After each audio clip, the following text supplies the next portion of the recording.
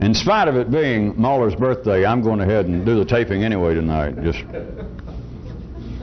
We just have to stiff upper lip and press on, like it never happened. I was going to pull in and expand a few more things for the week, have our rhetorical weekend wrap-up. Reminding you again that I'm not really talking about history, especially I'm not talking about backwards history. I wish we could be talking more that was possible to talk about forward history, but that gets real tricky. Maybe that'll come up in the second act as we gradually get into it, assuming there is one. But back to what would seem to be historically what the ordinary intelligence calls the Middle Ages, as I was pointing out, is still extant. Living, running around, giving problems, running back and forth in the city from the Middle Ages to the Renaissance inside of your own nervous system. Whether you can perceive it, whether you have the intellectual receptors to pick it up or not, as they say in theology, is your problem. Well, they say that in some field. It's not the one right outside of town either. There was something else going on that seemed to be a switch from the Middle Ages. Remember, I'm back for a few minutes, or as long as you have to do it, apparently using actual history as a springboard for additional meta-you-know-whats. There was a switch that seemed to go on from the Middle Ages to the Renaissance in the Western world. And it was, in a limited view, you could look at it as being the final outshoot coming from Plato's grove of academe to the point that the first universities in the Middle Ages were based upon one person being there, some teacher, some professor, who ended up staying around the street corner around the swamps of what turned out to be Paris or somewhere else, or Bonn, Frankfurt, and a group of students, a group of people would end up coming to see him, and still more or less, if not literally, sitting under a tree or out in a grove like Plato and his herd. At least the point was the university, this open air, this transient university was based upon a teacher, a professor, a guy who was teaching something. The switch that could be noted that went from the apparent Middle Ages into the Renaissance was a shift from it being this freelance, itinerant, floating university, I guess back then it was universitas, into it being formalized. That they finally had to settle it down, build some buildings, have a campus, put together some curricula, and that became Western education. Then it became a true university. I would like to suggest that you look upon, I'm going to talk a little more about it around the edges in some other ways, but to consider these original elusive Platos and all of these many named and unnamed professors that were a university unto themselves. Look at that as being a single either intellectual brain cell or a collection of like-minded cells out wandering around.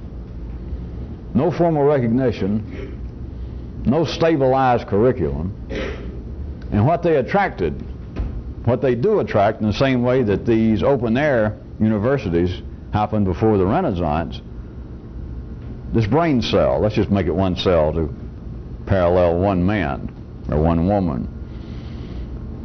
This one professor attracts just by the weight, the effect, the benefit of what he seems to know. That back then some guy had been doing off on his own, let us say, doing autopsies, and began to teach a form in the West of biology, physiology, anatomy that was not available. It was against the law, while the church still had its way. Or he began to teach that which was in fact in conflict with Plato and Aristotle having figured out all of the known universe on the basis of natural science, on the basis of them sitting under a tree or locking themselves in a box, and they just decided what it was. That was part of the Western Renaissance, was the first ones that looked around, and much of what had been, I'm just hitting the highlights of old world history, of course, that apparently rung down the line, but that was the first time in 1,500 years, apparently, that anybody had looked at some of the sacred ideas of the older teachers, the older ideas of intelligence and knowledge, and then looked out the world and went, hey, that's not true. And after 1,500 years of so-called intellectual people, right up to the point of the Renaissance, there were many people who went, well, I'll be damned. I never thought to look. It was like saying, you know, that elephants have 5 legs. You know, Aristotle said it, and so everybody took it, and then along came some of these people hanging around in Europe when the shift began to go into the so-called Renaissance, and some of them pointed out that we have direct reports. I wasn't there, but my brother-in-law was on a ship, and they saw these things, and they got 4 legs. Or, well, in fact, here's a guy. He's not a teacher or anything. He's a sailor. How many legs does he have? And the guy goes, and people went, well, I'll be damned. Like they'd never thought for anybody to actually go, look. Now consider, remember this is not a history lesson, obviously. Consider now the kinds of internal activities that bring people into this kind of hobby, into this kind of interest.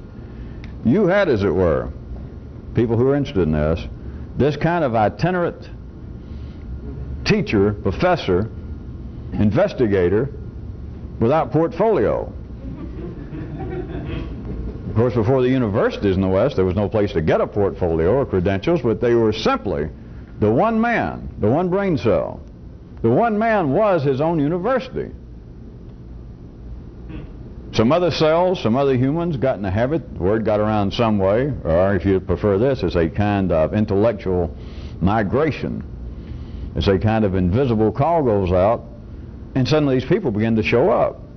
And they keep following this guy around. He sits down, he talks for a while about things he's observed or things he's studied. They take notes, and that is considered to be the beginning, the seeds of the Western institution of education. But consider the man had no credentials. There were no universities as such. He was one guy, and the whole importance, at least as far as those who were interested in it, the whole importance was him. But it is considered historically, and I'm not here to tell you otherwise, it's considered in the ordinary sense a great breakthrough, a great jump forward to go from the Middle Ages, such affairs as that, into the so-called Renaissance, that is, to where? The institutions of man, larger collections of men, inside the citification of men, that is, governments. The powers that be began to recognize the need for education, and rather than having these poor guys, that now that the powers that be began to notice it, that part of life's body, instead of them sitting out there in the trees, and when it rained they couldn't have classes, and it was just hit or miss, and if the guy was sick or died, then his knowledge went with him. Come on inside. Come on in the city. Come on where we already are established, and we'll build some buildings. The king will grant some land. We'll get 2 or 3 other. You're not the only one. We'll get some people that got some other ideas. We'll get a committee. We'll decide exactly what should be taught. That is progress from one view. But from another view, I want you to see, or to try to see, that I'm bringing this up for a reason. These wandering itinerant, without portfolio, no credentials, on their own, as it were, that came up, maybe just an expert in one field, biology, botany, something. Once that happened, once the citification, the collectiveness, the institutionalizing of education, knowledge took over, do you understand? It's progress for the city, but it could be looked at as otherwise from some views, very limited view, but for certain people. Now look at those kinds of interest in an individual, and it can almost be seen that some of your own brain cells at one time were almost either teaching you, or at least were asking the right questions, and was expressing interest in fields that were not institutionalized in you. And yet there is in the three-dimensional sense, a direct conflict between that which is necessary, that which is beneficial for the greater good of life, that is, the greater good of humanity, and the greater good of an individual attempting to do whatever the hell this is. It just is. If any of you still need to see it, if you follow that, it is a splendid example because it is right there in history. It's right there in your own nervous system.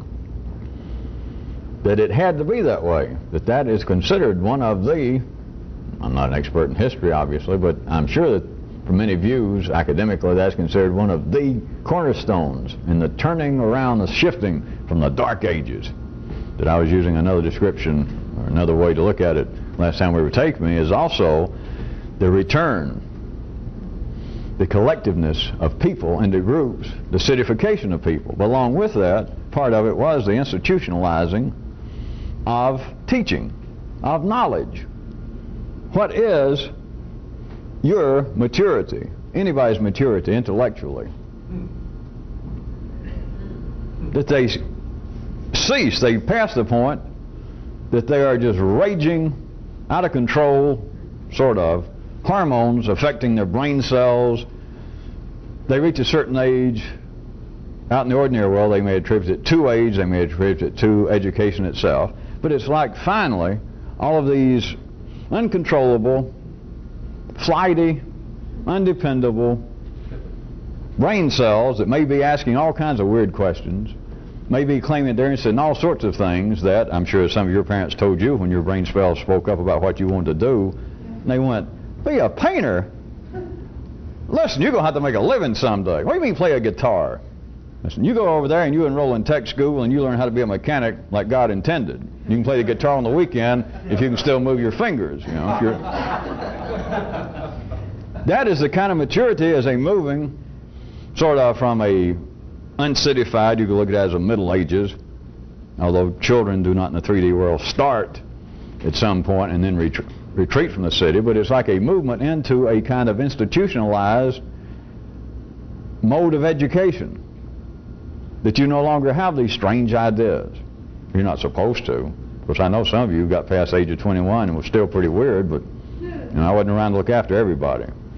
But still, in general, the ordinary children, ordinary people, have almost institutionalized what would appear to be the process of education, and there are no more itinerant preachers, teachers, professors out under trees carrying their wisdom with them. The university was the person. The university in the individual system was your uncitified, your unsolidified, your unstabilized intellectual wherewithal at one time. That was, the wisdom was in the cell itself. In the external world, apparently the wisdom, the university, was Dr. X. Of course, he didn't have a degree. Professor X, Mr. X, the guy that used to sit under that tree. He was down there about 3 times a week, and all those people kept collecting. We would sit around, listen to him talk, and take notes and ask questions, and he'd come back with more answers, or he would ask them questions.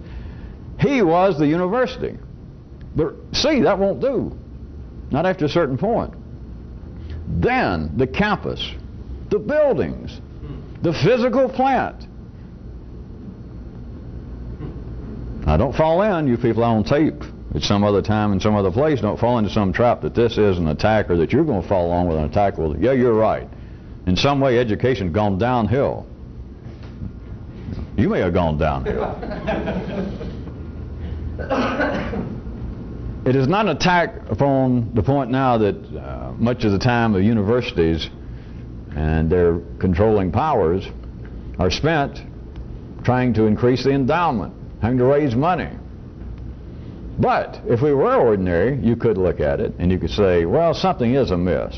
Because nowadays, my own alma mater, I could say we're speaking about private universities as opposed to state, but it's the same thing. State, they're just taking it out of your taxes. It just doesn't seem as direct.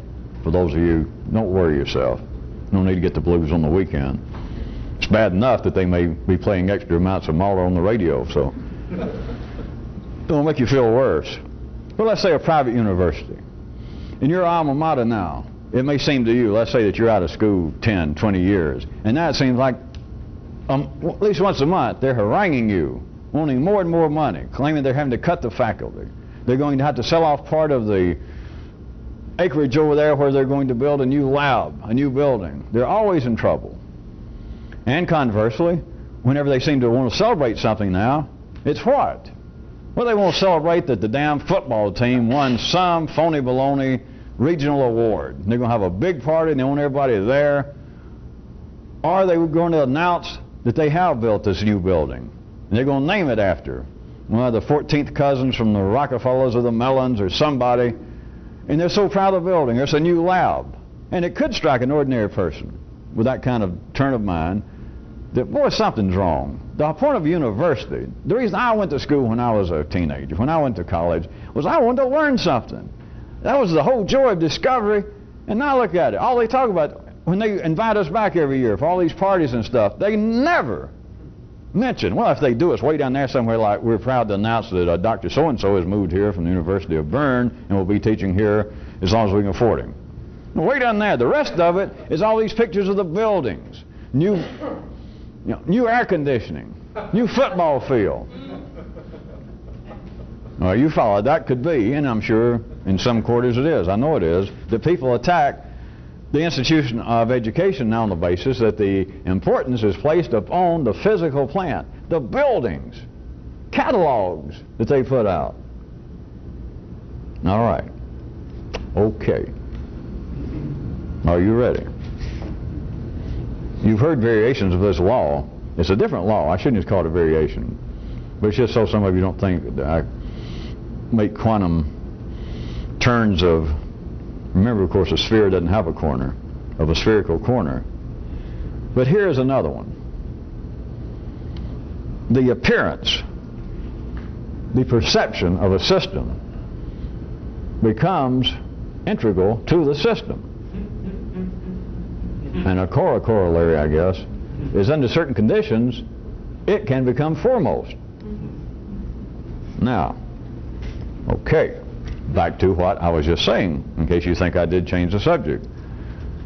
You could take the institution of education and from a quite ordinary, a reasonable, three-dimensional intellectual view and condemn almost all forms, all quarters of the institutions of education on the basis that they now are placing too much emphasis on the buildings, the campus, the endowment, at the expense of the purpose of education, which was teaching, which was knowledge, that is now taking precedence, and in some cases, apparently, seems to be the only purpose of the college, is to continue to build, build, build, and you can't get anyone to say a word about the process of education, the joy of knowledge and discovery itself.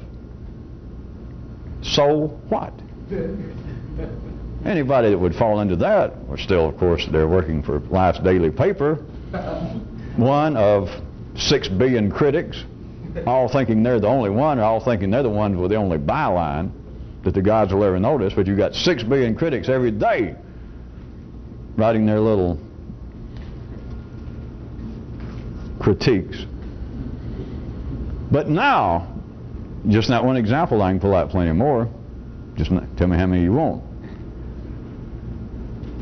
The appearance, a perception. In this case, the view I was giving you, one possible view, could be a negative perception. That education, either in general, or education in general in the Western world, or in the United States, or education having to do with your university, a university, whatever. That now, it is away from what the purpose was. Instead of it being education, that now, to a large degree, approaching totality, it is that which has nothing to do with the original purpose, which was the discovery of knowledge. It is now the building of buildings, which buildings don't teach anybody, blah, blah, blah.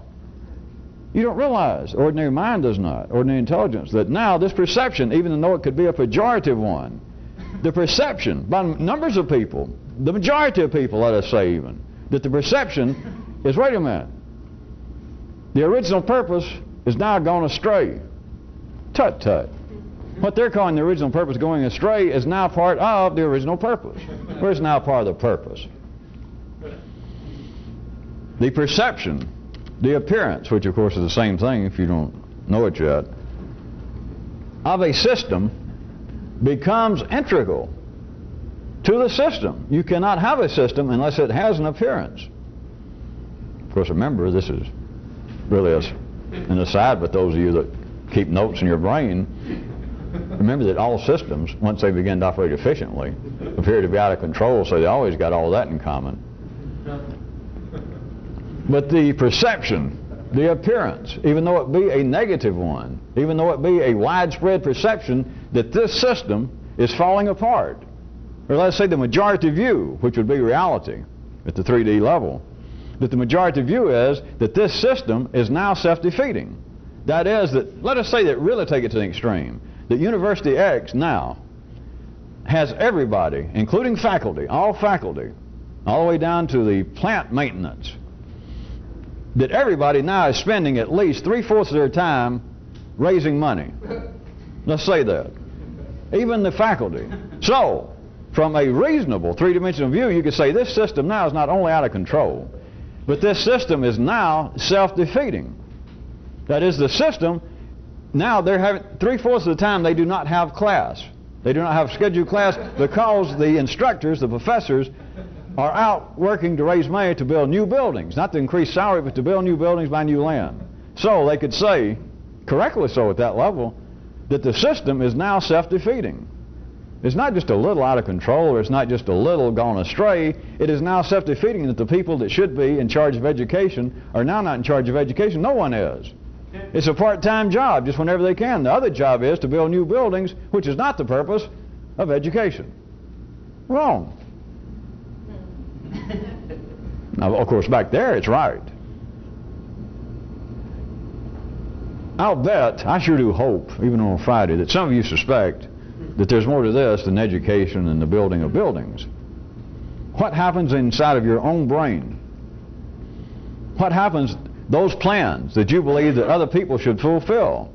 I mean, the role that your mother should play in your life, that your husband, your wife, your latest lover, your ex-lovers, the guy you were in business with,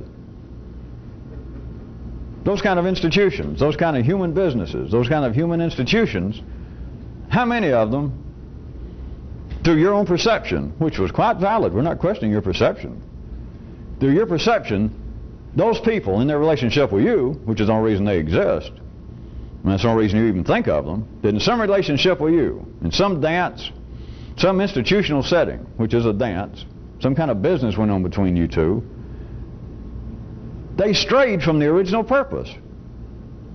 When you met them, you fell in love with the person, the man, the woman, or your family. There should have been some sort of natural, blood, genetic-based love. But it's what's happened to all relationships, all institutions. Somewhere along the line, they begin to go astray. And very often, they even become self-defeating. To wit, the good old, one of them, the great old statistics, the majority of the homicides in the world every year are blood upon blood. They're family homicides.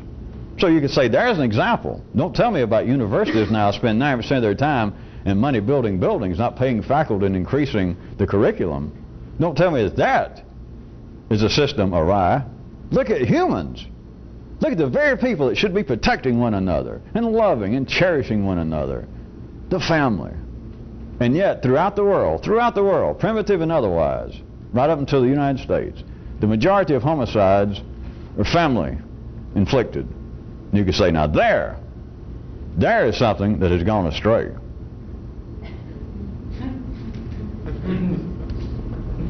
That's a valid perception from the 3D view. But now that is part of the family. That is part of the system. That is part of the dance. That is part of the relationship.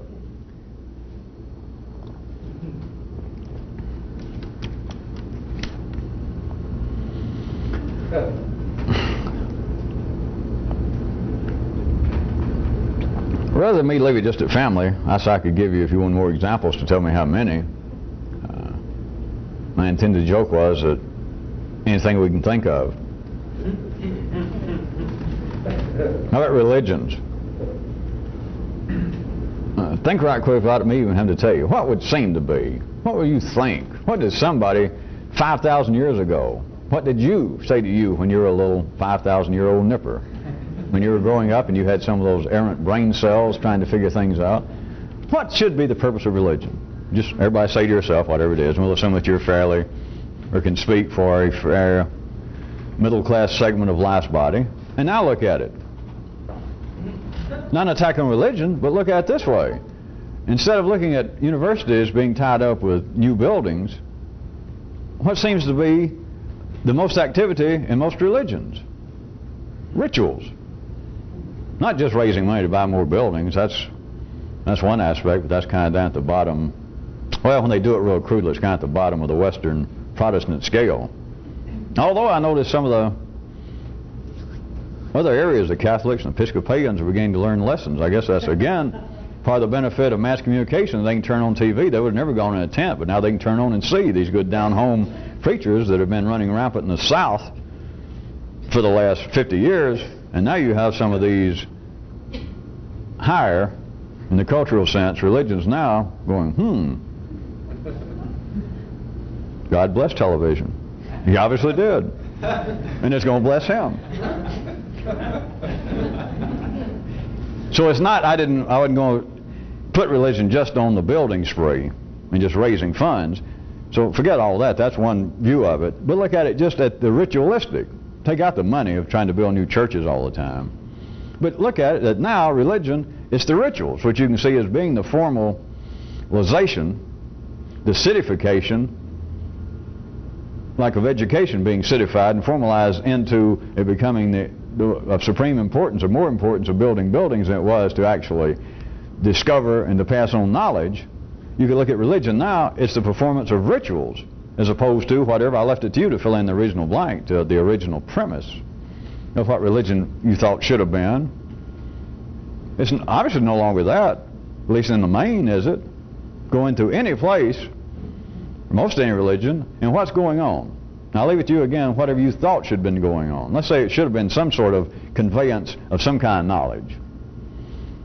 It may not strike you as that it would have been as dry and specific perhaps as academic knowledge, but it was the passing on of something that you could look at priests of all stripes supposedly were passing on some kind of knowledge. But what's going on in religions throughout the world? It is the practice of rituals.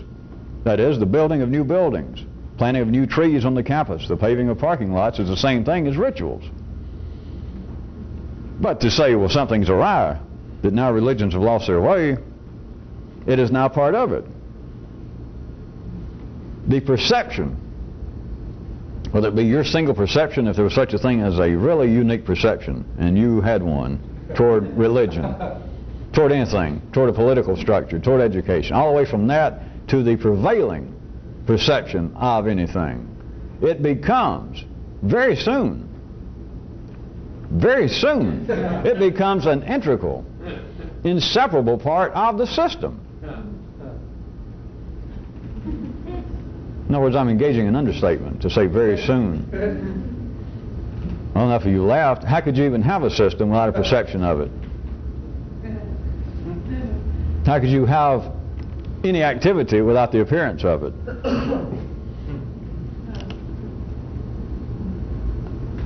Well, you could look upon what I was going to say, a few more things, but you can find your own.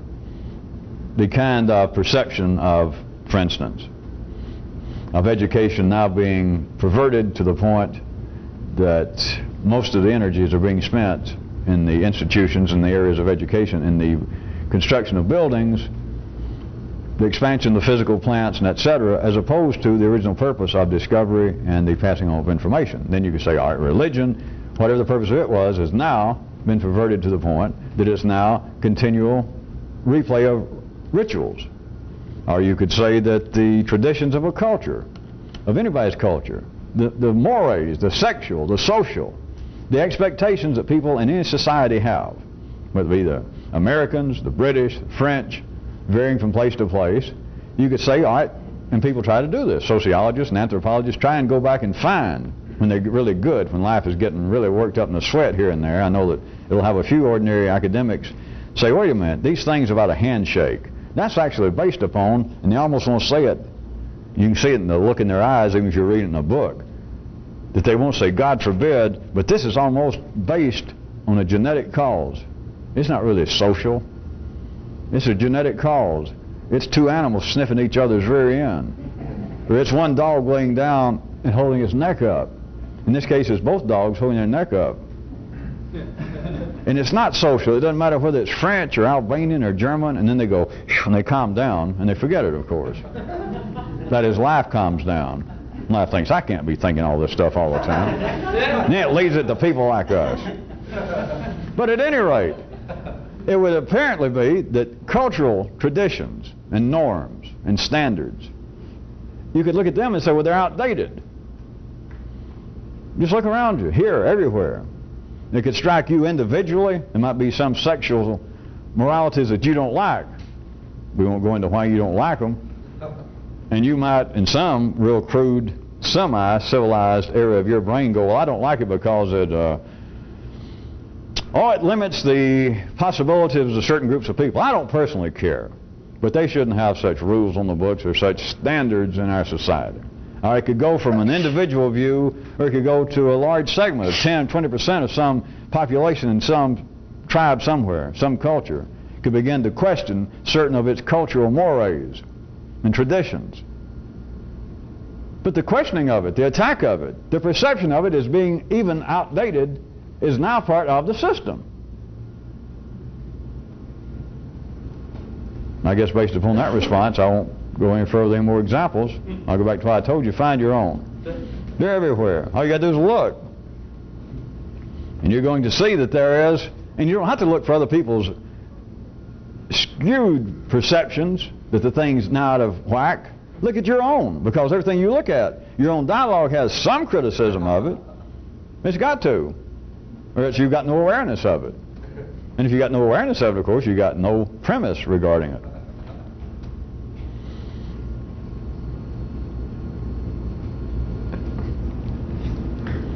See if you can see a connection with this.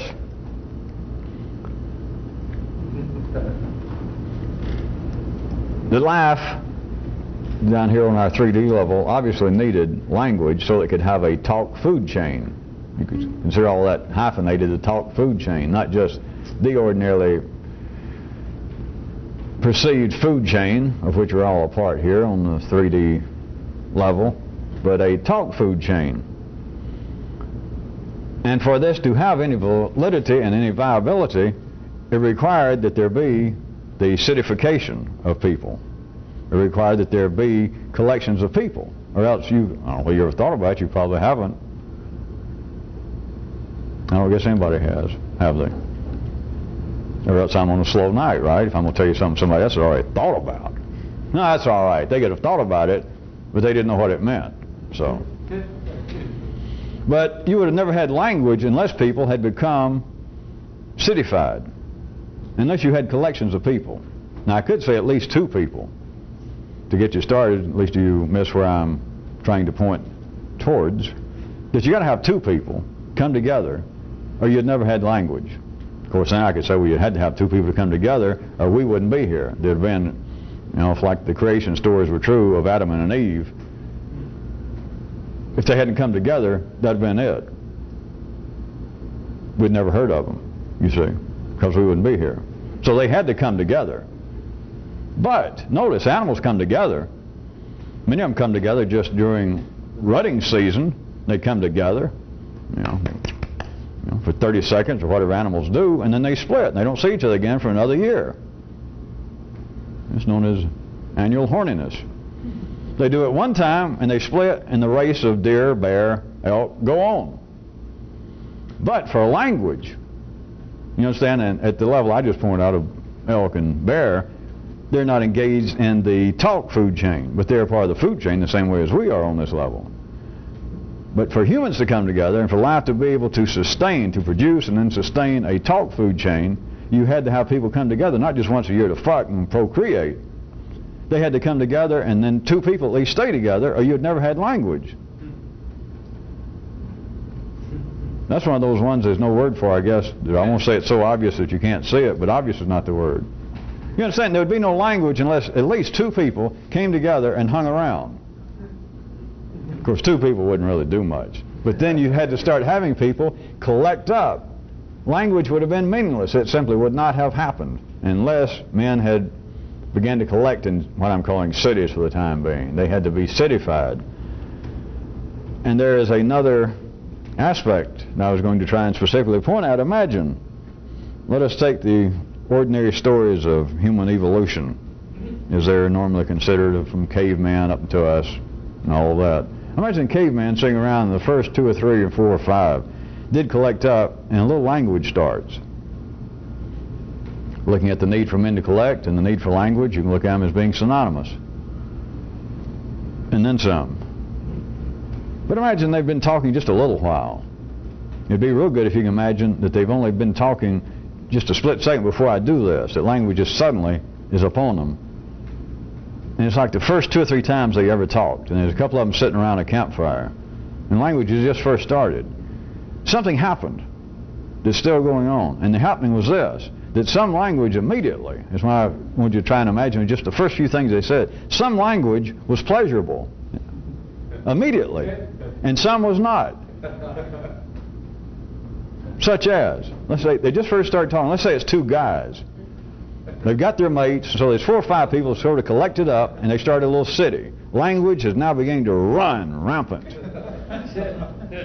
Life is being pleased, life is growing, but now it's these couple of guys, and let's say they're sitting around the campfire. And here's language. Here it starts. Here's when it's pleasurable.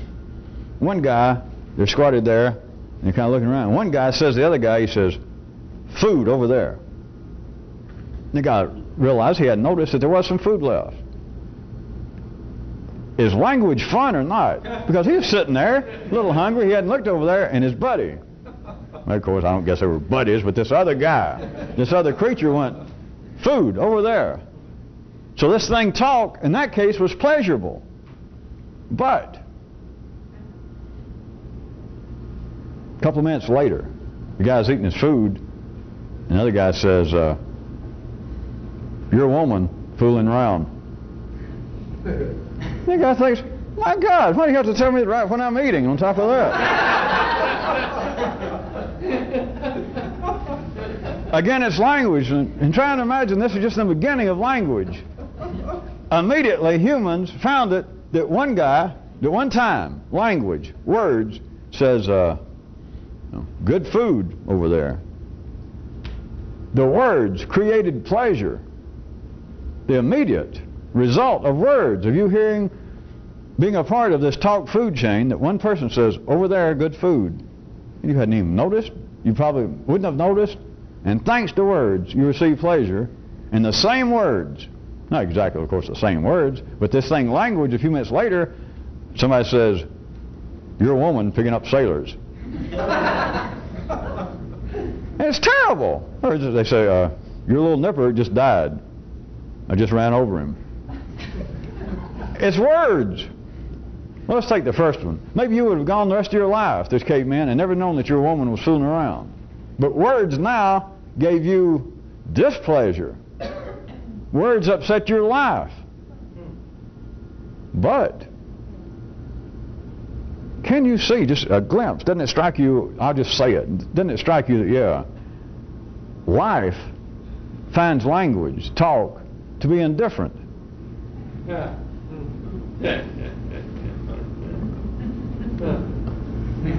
All right. Some of you, maybe it's the power of suggestion. I said you should, but you should. You should be able to feel that, yeah, that is true. Indifferent, of course, is a very unaccommodating, very unpopular word in the city.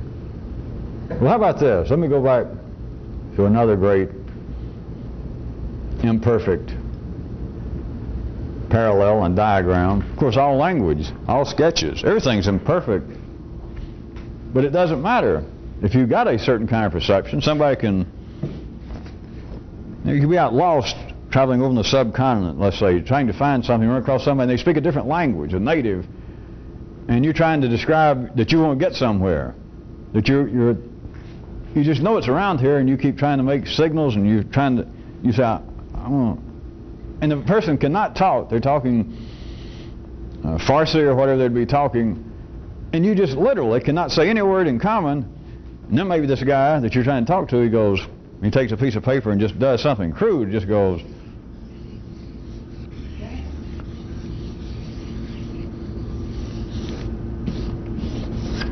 well, that should be crude enough.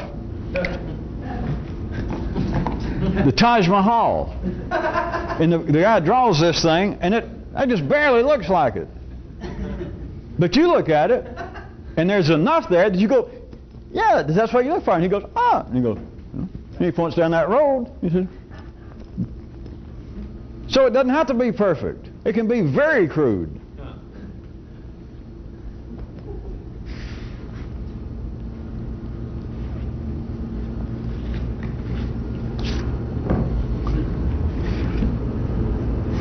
Back to what I was saying, that was for another night or another lifetime. I was using life and its needs compared to man, and that's not perfect. So let me go to another one. Let's turn the tables. Back to remind you what I was talking about was that language seems to be either pleasurable or unpleasurable, the result of it. And I could have, of course, used other terms, profitable, unprofitable. But pleasurable and unpleasurable is that which seems to have the most far-reaching, from a personal view, effect. As the examples I made up of the caveman, of another person by words, in a way that we'll assume that the hearer of the words would have never benefited. That is, he didn't know the food was over there. That doesn't mean he wouldn't have found food someday. But right now, food was available, and the only way that he knew about it and received pleasure by the eating of the food was words. That one guy said, food over there. Conversely, the man suffered through words when the guy said, your woman fools around. Let's assume that he would have never known that he'd have lived his days, and if he didn't know it, he didn't know it. If he didn't know it, it did not bring him displeasure, we'll assume. But then I ask you, could some of you just feel when I just dogmatically told you that at a higher level, what I was saying from last view, language is indifferent. It's simply the flow of energy. All right, I was going to try and give you some way, going back to dogs and humans, since many of you are around animals, at least domestic. And it's not a perfect comparison, but man is not a perfect comparison to life. But it's as valid for me to compare dogs as long as you understand the framework of the ad hoc sketch. Let's say your dog is familiar with the word ride, and it's on the basis of a negative familiarity, because the only time you're ever taken for a ride is to go to the vet. and every time, and if you say you don't go for a ride, your dog walks off.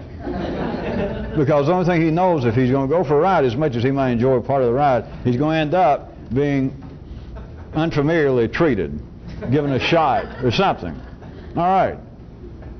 So his view, in this particular case, is that talk is inescapably unpleasurable. To hear ride means only one thing to him, and that's displeasure. Now, of course, whereas to the master, to the person saying it, ride could be all sorts of things. You can go for a ride to go get something good to eat, to go see a movie. Just to say ride to a reasonably intelligent person, that's them, is the word ride. Is it pleasurable or unpleasurable? You would have to say it's almost, to me, indifferent under that condition, because I don't know. It could be pleasurable, or I could be having to go to a doctor and get a shot. But the language itself, the word itself, without knowing any more, without knowing how it is going to be put into operation, you would say, in the sense I'm trying to get you to look, you would have to say, well, I'm kind of indifferent. I can't answer that. You know, how are you going to say a ride? Just the word ride. It's not a perfect, it's not an end-all illusion, because there is none, but I can tell you that what many people have, even ordinary people, life is let suspected and come up with all kinds of claims and even attempted basis of some philosophy, that in truth language is neuter. But at the 3D level, that's just folly, it's insanity. Even our courts have spoken out on language and forbidden certain kinds of language. There are laws against using certain kinds of language to other people. It's a form of assault, a form of battery. Some of it is absolutely forbidden. It is dangerous to the public good. The classic case in the Western world being you cannot shout fire in a crowded theater. That's the way the Supreme Court described one time with certain limits of the so-called freedom of speech. And so the ordinary mind, the 3D intelligence, will tell you that language is not neutral. They're fighting words. For a stranger to come up to you, in fact, say, "Do you know your wife sleeps around?" Those are, you don't talk like that to somebody. Remember, the same token, there are words that somebody comes and says, "I've admired you for years.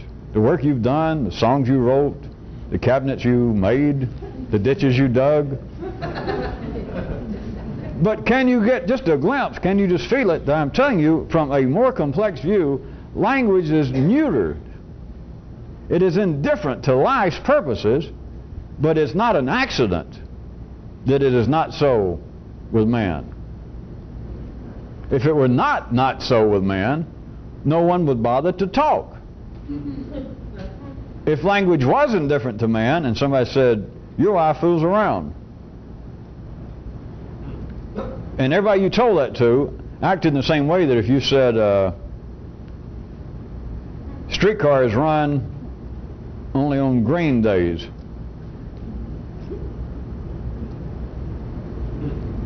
language is not at the level in which life needs it to operate as a kind of talk food chain. It is certainly not neutral. But I can assure you, from life's view of it, at the very least, not even have to say life's view if you want to be a little more specific, just from a more complex human view, just from a five-dimensional view, just around the corner of the sphere here, language is indifferent. It is the purpose of language to move energy. But to get it to move, in many cases, it's got to be fighting words. It's got to be insults. That is, it's got to be something, or it can be pleasurable. It certainly cannot be indifferent, or else language would serve no purpose. People might as well, humans might as well quack, assuming that we don't know what quacks meant. Instead of talk, men just still be grunt, quack, chip, chip. That the actual, what would seem to be the intent of it, would be neutral.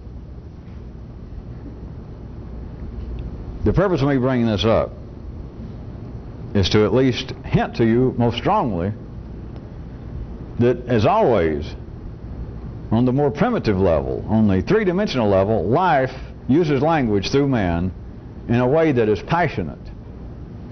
That the only talk that seems to be of any pertinence to people is that which stirs some sort of passion. The only other exception being that which is fairly cold-blooded, sang-froid,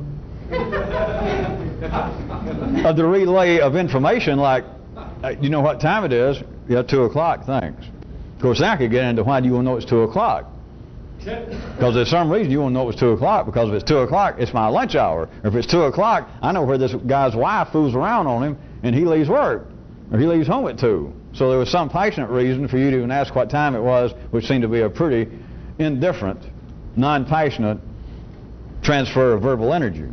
But at any rate, the purpose of language from a more complex view, not just totally from life's view, because a human can get a glimpse of it, is that in truth, a more complex understanding and view of language is that it's all neutral. That is the purpose of it. It's indifferent. But down at the personal level, it cannot be indifferent, or people wouldn't even talk. People would not have picked up life's little hint about, come on, talk, talk, talk. The first guy would never said, good food over there. They would have never done it. But I'm telling you now, there is a way to transcend what seems to be backwards history, because it's still going on, and realize that a more complex view of the purpose of language is not to have some passion in it. Is not for it to be the pleasurable or unpleasurable, and it's not that either. It's just, it's indifferent. How can you call electricity good or bad? Well, now if you shock yourself, you're going to holler, God damn! You know, maybe curse Georgia Power or Con Ed if you're that crude. Which, why not? I got to curse somebody if you're shocking you. The other way is that you're dying to see this show, and you turn on TV or turn on the radio to hear it, and by God, it works. For only a few copals a month, they send out power and it will light up this screen. Send out these sound waves and you enjoy this. But electricity itself, do you see, is kind of indifferent. Just running along the lines, humming to itself, whatever song it's humming. What does electricity care what it does? Whether it shocks you or whether it lights up a TV screen. Language is not that far removed from that parallel. And yet individually, if you're back at your old one world, one lifetime view, your old three-dimensional intelligence, that is just idiocy. And you're right, because people would not have even talked if this was correct to begin with. Because this is correct. See, there's a point. There's to begin with, and then there's something else. See, to begin with is where things have a premise. But this is somewhere else. And to have to use three-dimensional talk, which I'm doing with a gesture, is somewhere else. It's obviously not where the premise is. Because where the premise is, language is passionate. Language brings some pleasure or displeasure in some way. Okay. Whereas from a more complex view, from last view, from the view that a human can have for seeing it in a more complex way, language is actually indifferent. It is simply the transfer of energy. But to make people transfer it, it had to apparently be non-neutral.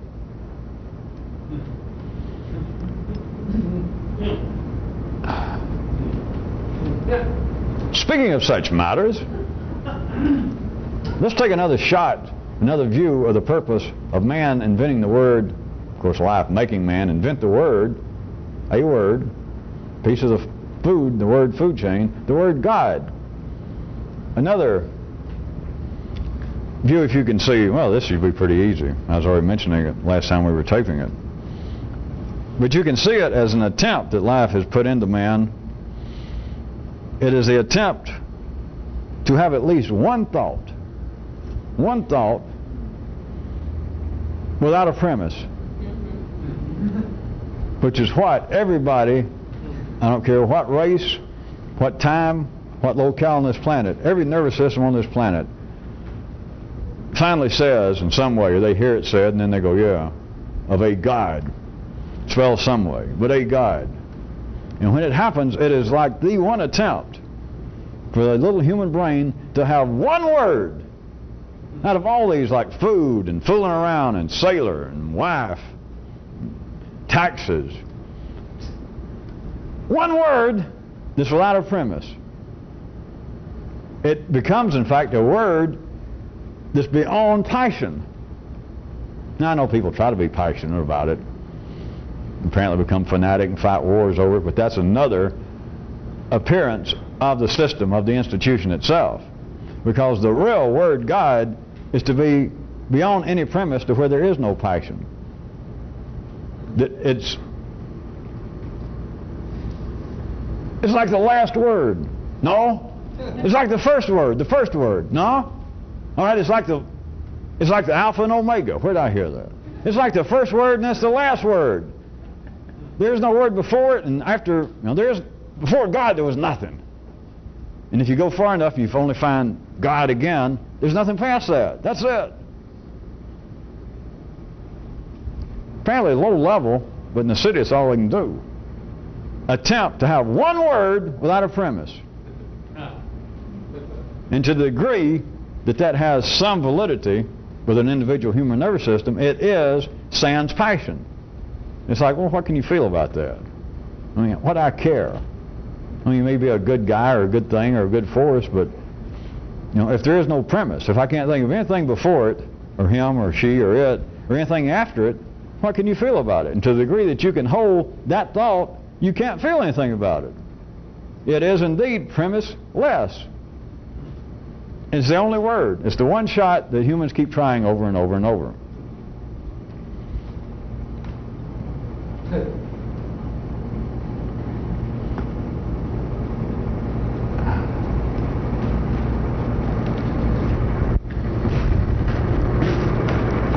As long as we're still talking about some of that, how about the great, everybody should be interested in this, the great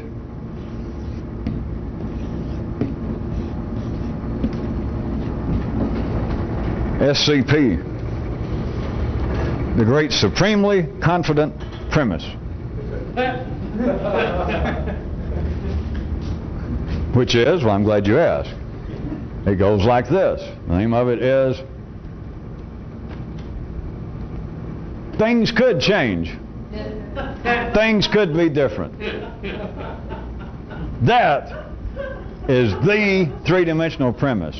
All the rest of them, they're kind of part-time premises.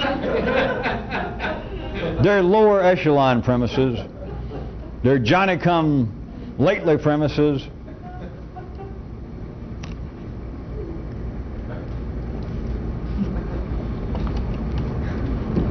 Things could be different is like the starter in the engine of humanity. Not human starters, it's life's starter in this engine of humanity. After that, all other premises, it's like leaves from the original trunk. All these ideas that pop up, I've quoted them and used them to try to get you to look in other directions before about all these ideas within religions everywhere, that the first thing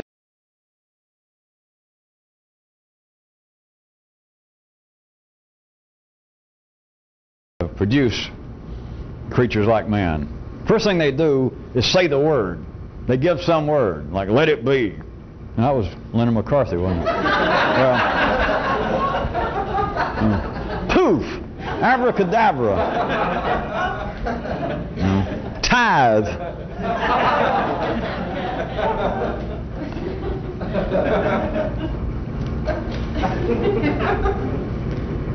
But another way to look at the idea that the gods had to, or a god had to give a word to get it all going, that was like the starter.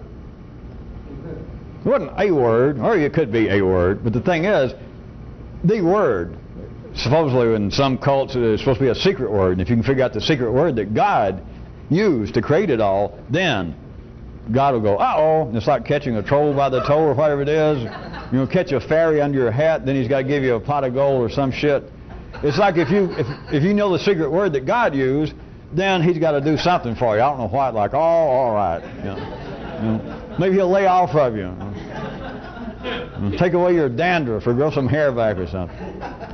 But what it really is, rather than the word itself being some kind of secret or having some magic, the point of the word being is that he started the engine. That is, he gave a premise.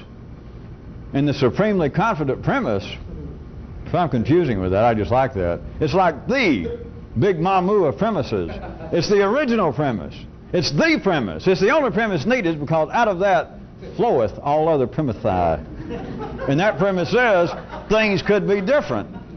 So don't worry that God said poof or let it be. What God said was, at the same time that created humanity, it didn't create it, but it happened simultaneously. What he said was, in all humans, all they had to do was hit those first two little chains of DNA, male and female, let's assume, or maybe it came from one cell. But all he had to say was things could be different.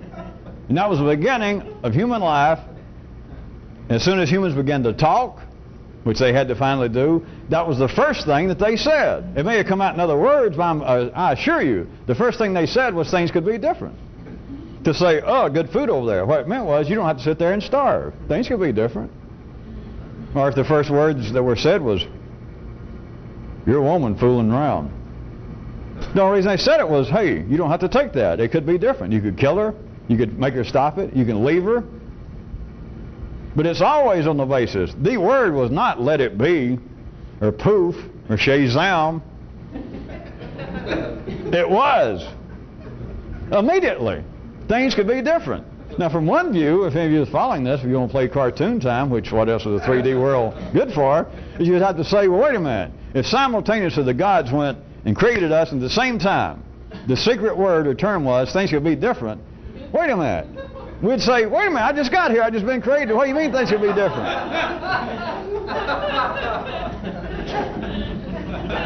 But see, if you were to do that, that only shows how short-sighted you are.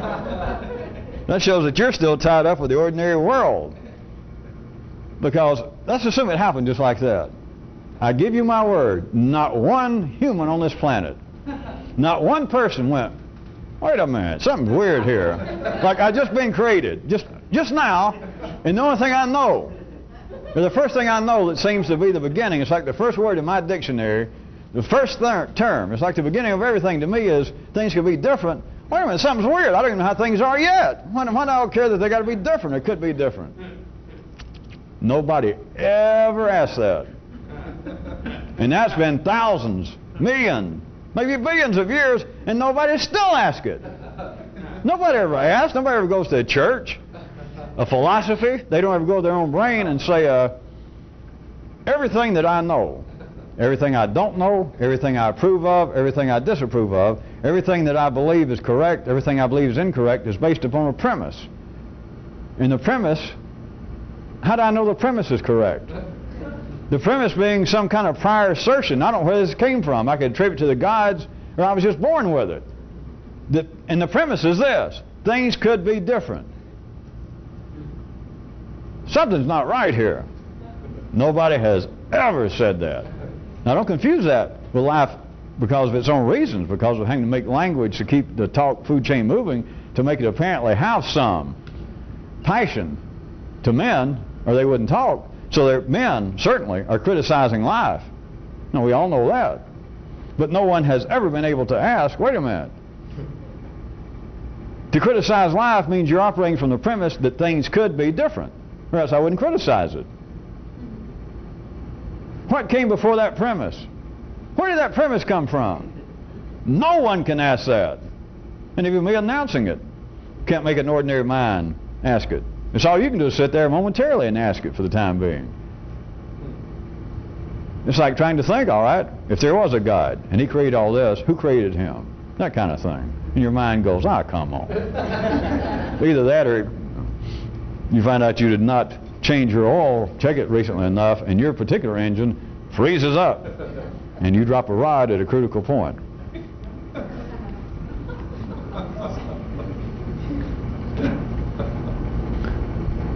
There is something else I've talked about off and on for the last 4 or 5 tapings, so see if you see a connection. I'm about to talk about it again.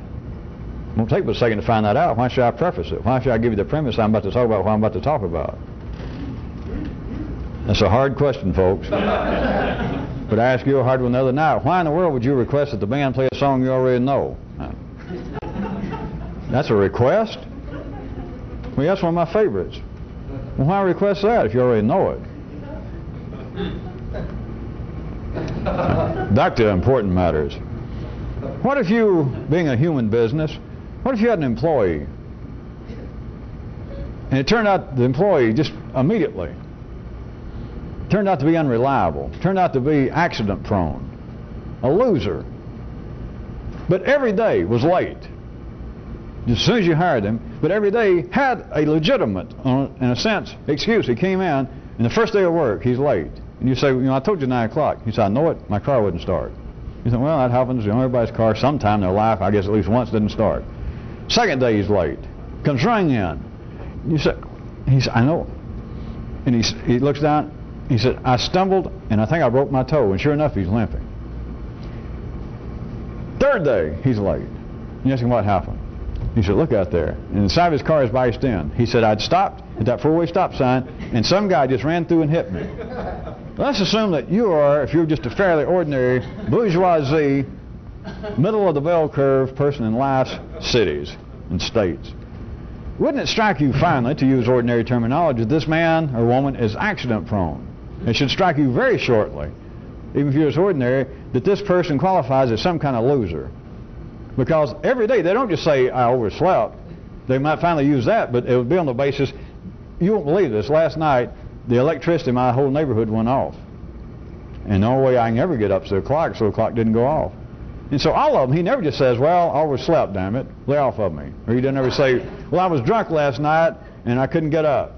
Never that. It's always what appears to be a real reason. That is, it is not my fault.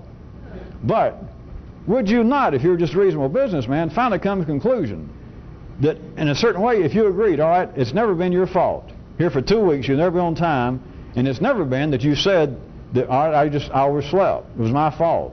or I was drunk last night, or I drove out of town and I was too dumb to realize I couldn't get back in time. It's never that. It's always, from a certain city view, it was always a fact that it was not his fault.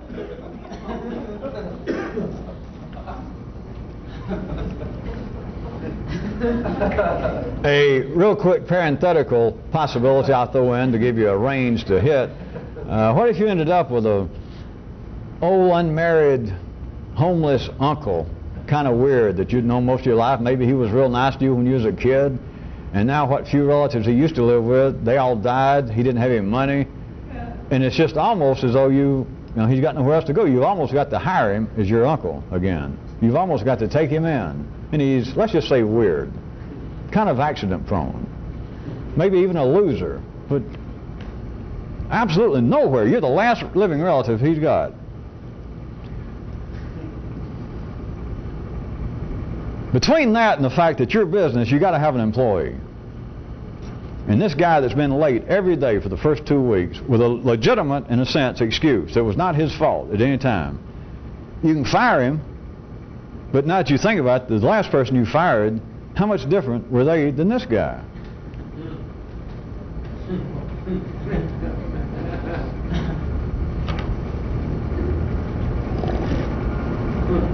What if I suggested to you that you could see this as being not totally unrelated to the energy, the internal dialogue that makes you seem to be a human, the thought processes, that which many people in life call even their feeling processes, but that which is going through the cityfied part of your nervous system, the part that is part of the talk food chain.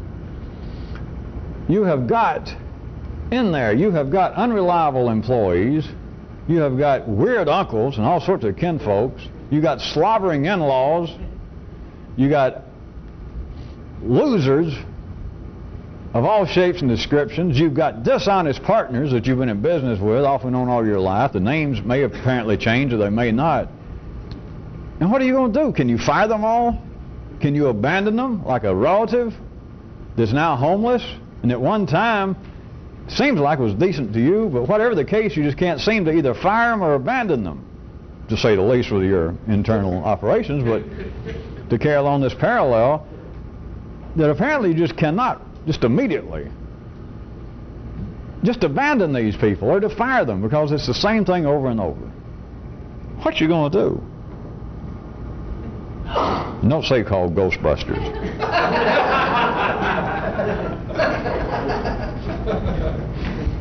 Related to your own unreliable employees and dishonest partners and whiny kinfolks and slobbering in-laws, always crying and complaining.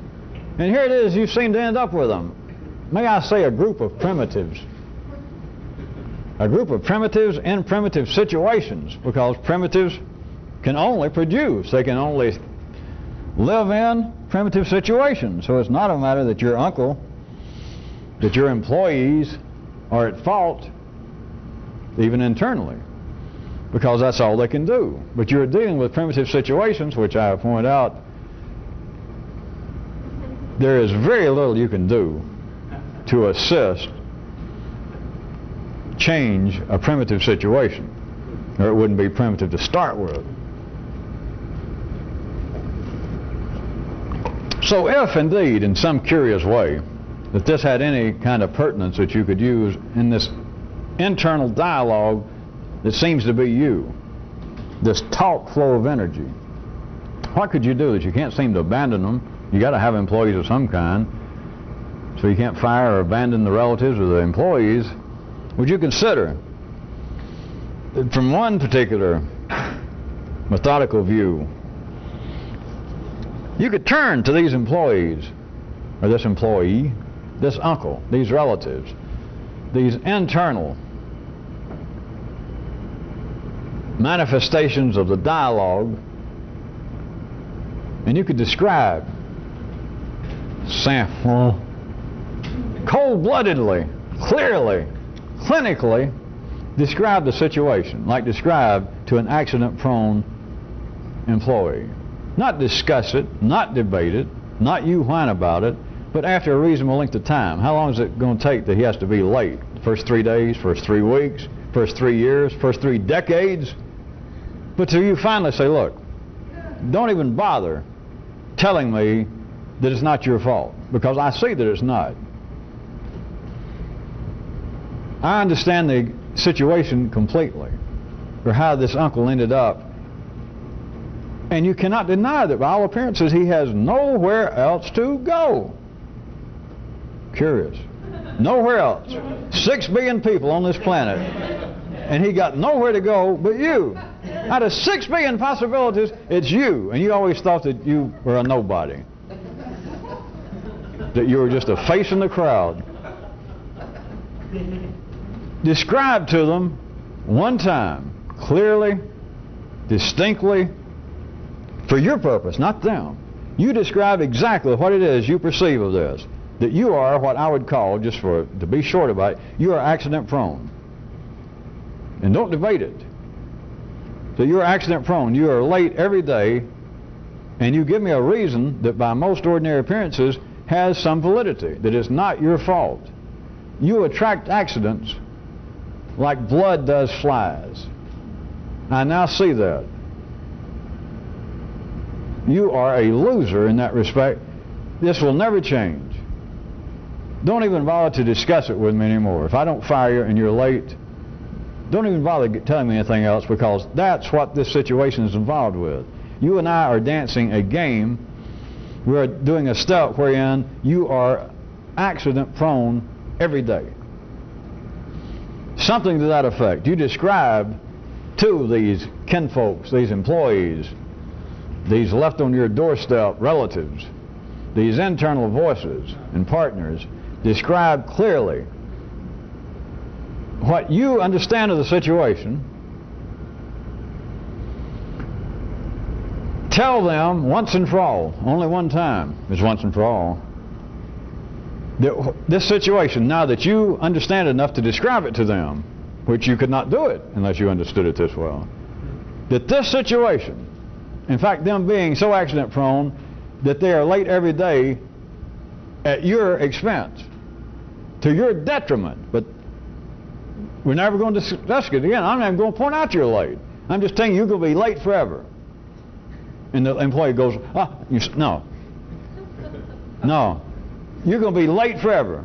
The rest of your life, people are going to be running to you. You're going to be breaking your toe. I understand that, and I want you to hear that I understand it. But I want you to know it has no personal effect any longer on me other than business. That's it.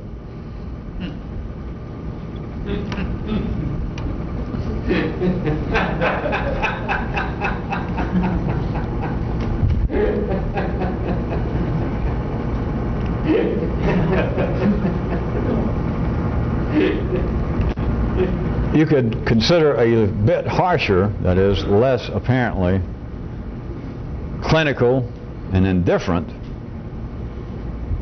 a coda to it, if some of them it seemed to be appropriate to use, is you need to make them hear this. And you need to make them hear it using as few words as possible. Just the minimal words. Just grunt and point and And the only way you can do that is if you got to have the capacity to absolutely mean what you grunt or point. There's no way you can convey things to people that is so vague, that is so far removed from the general flow of the word food chain, that is almost by the semi-verbal passion that they understand that, yeah, he means that. And of course, to mean something in that respect is that you understand it. And that is, you're going to be hurt the rest of your life. You're going to be crying to me the rest of your life. You're going to be whining to me the rest of your life. You're going to be sitting on my doorstep. You're going to be eating my food. You're going to be smelling up my room. I accept it because I now see it on this basis, or whatever it is. And as little as you can say that I see it, you are simply a loser. And that's not a judgment. You are a loser. I mean, it's right before our eyes. And I'm not going to discuss it. It's not an argument, and I'm never going to mention it again. And of course, if you mean that, they won't mention it because you're not going to respond. This is the one time I'm going to point this out. And I want you to know, it no longer has any effect whatsoever on me other than business. But other than that, I'm indifferent to it. And as I said, if it needed any little spin to it, little jalapeno right at the coda, if you could, and it'd be real good if you could do this non-verbally, is to tell the employees and your uncle, the kinfolks and the neighbors, that at any time, on any particular day, or days, that they find this hard to deal with, is okay. Don't bother to come in.